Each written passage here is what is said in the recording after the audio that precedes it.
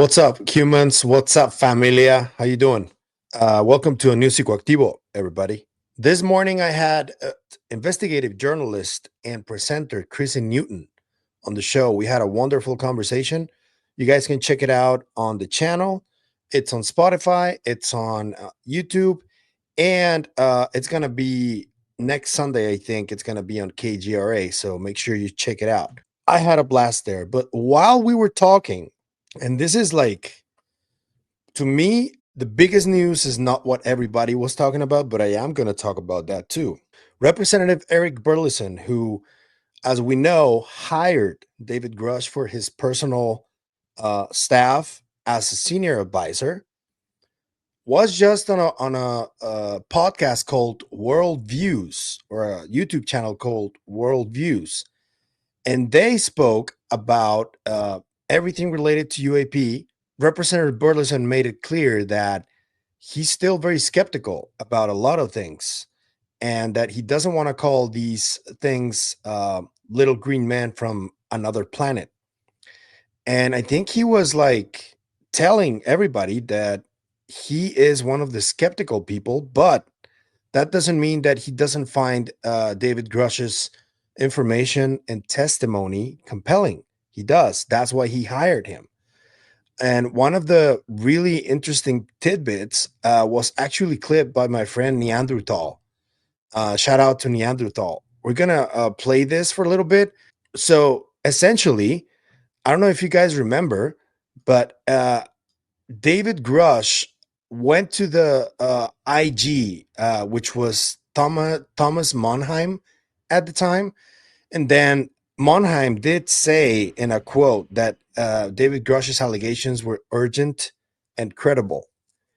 But we didn't hear more about that afterwards.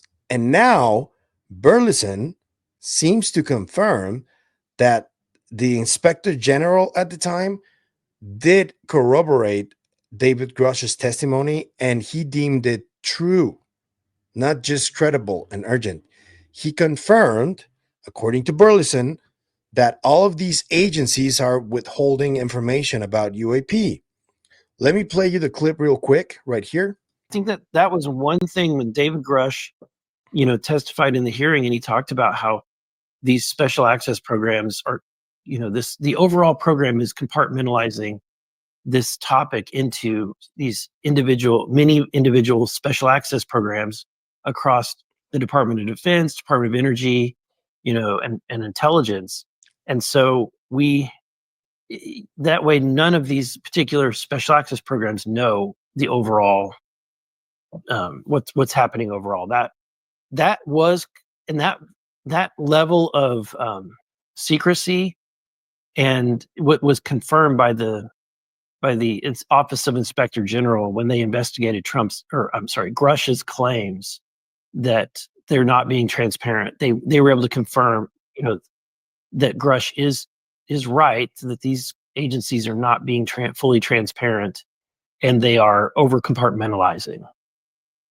And they weren't going to confirm the other things that Grusch said, that these are aliens from another planet, but that's not for them to do. And to me, this is very, very big news. Yes, because we had never heard before anybody from Congress confirming that the Inspector General actually corroborated this. So this is big news. Let's go back a little bit to a couple of things. One is that David Grusch interview on Rogan, where he spoke about the details of this reporting to the Inspector General. Here it is. It was my congressional oversight UAP crash retrieval allegations that was deemed credible and urgent. It was sent to the Director of National Intelligence, and then it was sent to the Congressional Intelligence Committees around that time, July of 2022. And I eventually went to Congress in December of 2022, and it's a crazy story why it took so long. It's fucking nuts. But I provided total about 11 and a half to 12 hours of classified testimony to the congressional staffers and their lawyers for both the House and the Senate. And I went, full open kimono I mean, I told them as much as I could within my time slot, if you will. So Yeah. And then I want to present something that Christopher Mellon talked about. And I want to mention Chris Mellon here because there was just a movement within the UAP Disclosure Fund where Chris Mellon was just named as part of the board of directors.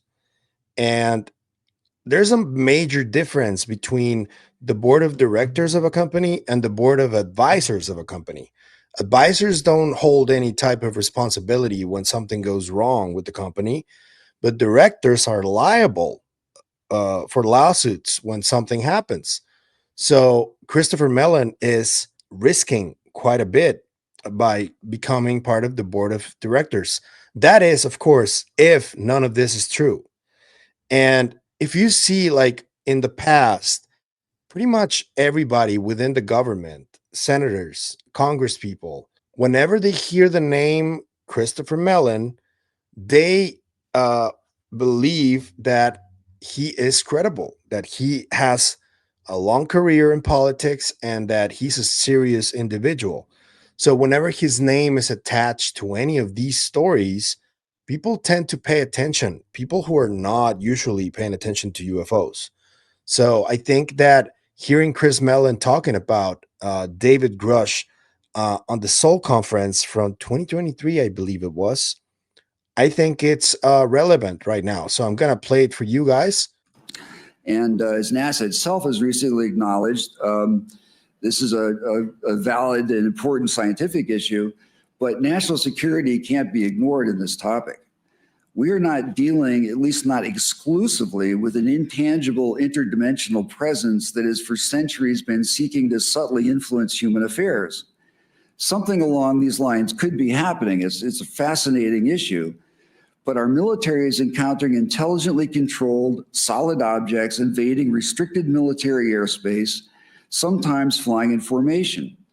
In many cases, they're emitting radiation in the 1 to 3 and 8 to 12 gigahertz range.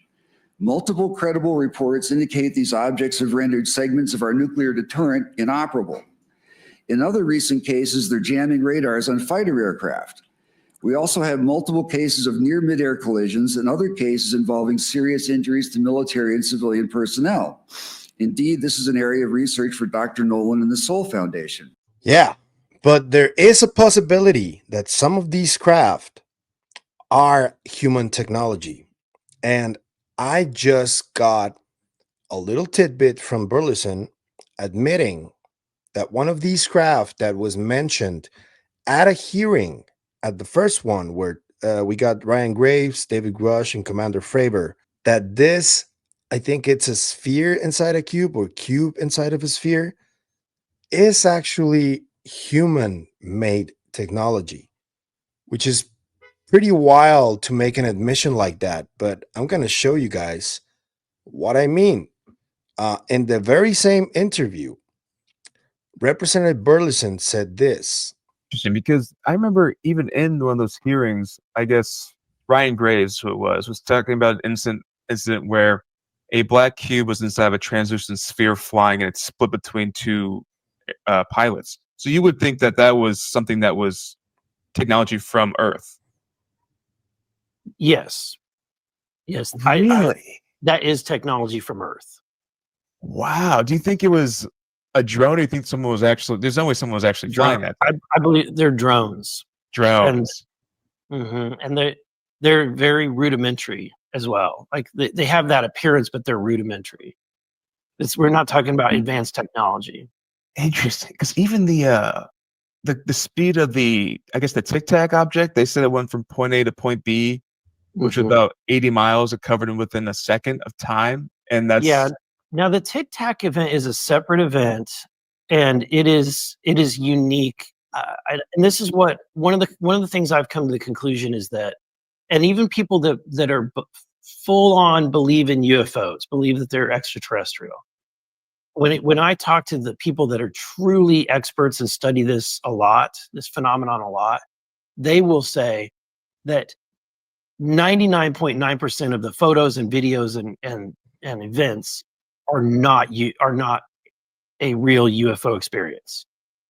They say but there are, you know, a small handful of events that we cannot account for that the federal government is still investigating, and the Tic Tac event is one. Did you hear that? These spheres or cubes inside spheres or cubes are man-made and they're rudimentary. What does that mean? I would love to know. And I have a video that I used to have on my members channel, but now I no longer have it, where I make an illusion of one of these Congress people possibly haven't seen one of these like up close. And now that Burlison talks about this, I would put my money on Burlison knowing and seeing one of these up close, because him saying this just screams that he saw one or that they told him about one of these.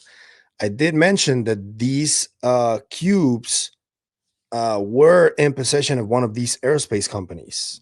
And now that Burleson is talking about them, I can't wait for him to clarify that, because what do you mean rudimentary? What does that mean? I don't get it. Because if it did cut off between two fighter jets, that means that it does have some type of like weird propulsion that in the mainstream we still don't understand or can't see. So, man, what does rudimentary mean? That's such a vague term. But it's fascinating. I thought I wanted to share this with you guys. I'm going to leave links in the description for everything. But let me know what you think in the comments about this. What do you think about Representative Burleson giving us these two revelatory statements? One about the Inspector General confirming that David Grusch is telling the truth about these programs withholding information. Let me know what you think about this sphere inside a cube, or cube inside of a sphere, that is apparently a drone, man-made, and very rudimentary. What do you think he means when he says rudimentary? I would like to know. Let me know in the comments. If you like the content you see, I'm going to ask you to please like, share, comment, subscribe, and hit the bell icon so you can get notified when a new video drops. If you want to support the channel in any other way, you can find us on KGRA, you can become a member, or you can pick a link from below. Thank you for the support, as always. And man, this is an intriguing one. I can't wait to see what you guys got to say in the comments. That's it for me today on this video, but I'll see you guys in the next one. Remember, stay curious, stay inquisitive. Bye-bye.